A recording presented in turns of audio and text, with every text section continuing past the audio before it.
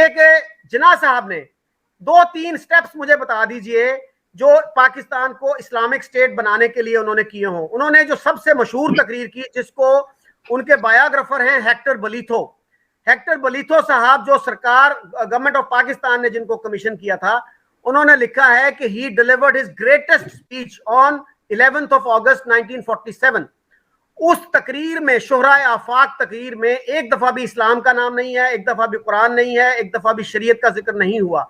उसमें उन्होंने क्या कहा था कि तुम सब बराबर के शहरी हो और तुम्हारे ऑब्लिगेशंस और ड्यूटीज और राइट्स बराबर हैं, और religion has nothing to do with the business of the state. तो सर, अगर ये सेकुलरिज्म का पैगाम नहीं है तो मुझे दुनिया की एक स्पीच दिखा दीजिए जिसको हम कह सकें कि ये सेकुलर स्पीच है। ये इसको कुछ तब्दील करके भी, मसख करके भी पेश किया जाता है, लेकिन कैद आजम से एक दफा पूछा गया था कि पाकिस्तान का आइन कैसा होगा, और उन्होंने बसराहत कहा था कि कुरान मजीद के होते हुए किसी आइन की क्या जरूरत है। फिर उनकी बेशुमार, अगर एक तकरीर उन्होंने कह भी दी है तो बहरहाल उनकी बेशुमार तकरीरें हैं जो उन्होंने तालीमी इदारों में जाकर के, पेशावर का जो कॉलेज है, इस्लामिया कॉलेज पेशावर, वहां उन्होंने की, मदरसतुल इस्लाम सिंध के अंदर जाकर उन्होंने तकरीरें की, खुद पार्लियामेंट के अंदर उनकी तकरीरें हैं, फिर पब्लिक के सामने उनकी बेशुमार तकरीरें हैं, और फिर उनके उलमा के साथ मुलाकातें हैं, उनके वादे हैं, उनका ये सब कुछ है। क्या इस एक तकरीर जिसको मसख करके पेश किया जाता है, उसके मुकाबले में उनके सारे इन बयानात को छोड़ दिया जाए, खत्म कर दिया जाए, जबकि अगर उन्हें सेकुलर साबित करने की कोशिश की जाती है, जो कि इंतहाई भोंडी कोशिश। 75 साल होने को हैं और आज तक ये नहीं पता चल रहा कि पाकिस्तान किस आइडिया से चलना चाहिए।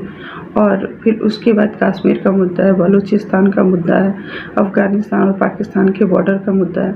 जब इस मुद्दे को 75 साल लगे, अगर सबको 75 साल जोड़ लिया जाए, भारत के साथ भी कुछ मुद्दे हैं, ईरान के साथ भी मुद्दे हैं, तो सबको अगर जोड़ लिया जाए तो मुझे लग रहा है कि 5 मुद्दे तो होंगे। 75 के हिसाब से लगभग सबको 450 साल तो लगेंगे। और इस बीच में भारत में भी कुछ इस तरह की, मौलाना ने कहा कि कुछ ऐसा चल रहा है जैसे कि भारत को भी इस्लामिक कंट्री बनाया जाए।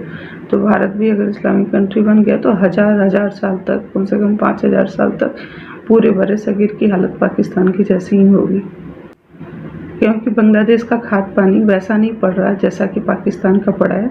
और पाकिस्तान का खाद पानी वही है जो कि हिंदुस्तान में रह रहे लोगों का है, तो उनके कौम के लोगों का है। तो जो पाकिस्तान का परिणाम हुआ वो हिंदुस्तान का और फिर बांग्लादेश का भी नियंत्रण खत्म हो जाएगा, तो फिर उसका क्यों नहीं होगा? ऐसा बोलते हैं लोग कि नहीं होगा। ऐसा बोलने वाले की अपनी राय है, हो सकता है मैं गलत हूँ, लेकिन जो प्रत्यक्ष है उसको झुठलाया नहीं जा सकता।